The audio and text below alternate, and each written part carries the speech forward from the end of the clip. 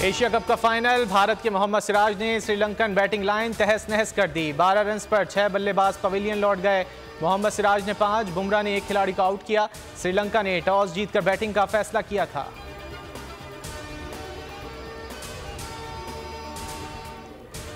काजी फायज ईसा ने chief justice of Pakistan का हल्फ उठा लिया। सदर मुमलिकत आरिफ अलवी ने हल्फ लिया। तकरीब हल्फ बर्दारी में निगरान वजीर आजम की भी शिरकत।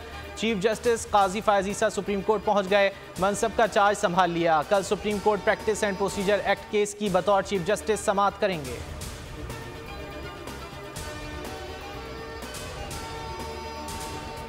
जजीला असलम सुप्रीम कोर्ट की नई रजिस्ट्रार तैनात। चीफ जस्टिस काजी फायज ईसा ने तैनाती की मंजूरी दी। Jazila Aslam district and session जज हैं। खिदमात लाहौर हाई कोर्ट से हासिल की गई।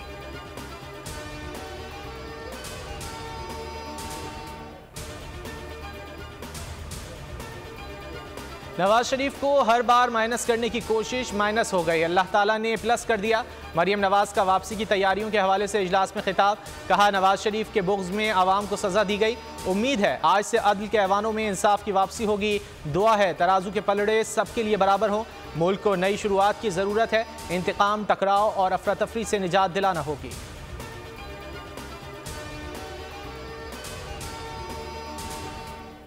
स्वात में सिक्योरिटी फोर्सेस की खुफिया इत्तलात पर कार्रवाई। कलअदम टीटीपी का अहम कमांडर इंटेलिजेंस ऑपरेशन में हलाक हो गया। शनाख्त नेक मोहम्मद उर्फ नेकू उर्फ उमर के नाम से हुई। हलाक दहशतगर्द मुल्ला फजलुल्लाह का करीबी साथी था। दहशतगर्द नेक मोहम्मद कोड़े मारने वाली टीम का रहनुमा था।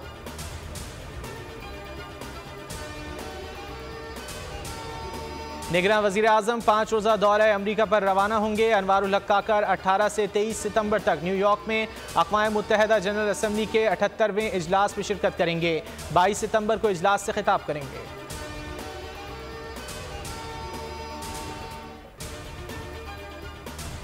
पाकिस्तान की डेविस कप वर्ल्ड ग्रुप 2 में इंडोनेशिया के खिलाफ कामयाबी। इंटरनेशनल टेनिस फेडरेशन के ग्रुप 1 के लिए क्वालिफाई कर लिया।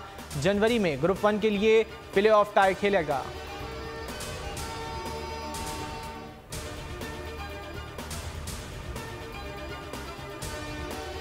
इस्लामाबाद में रात गए डकैती मज़ाहमत पर फायरिंग से बेटा जाँ बहक, बाप शदीद जख्मी हो गया। थाना खन्ना की हुदूद में मुसल्लह मुल्ज़िमान ने घर में घुसकर अहले खाना को यरगमाल बनाया।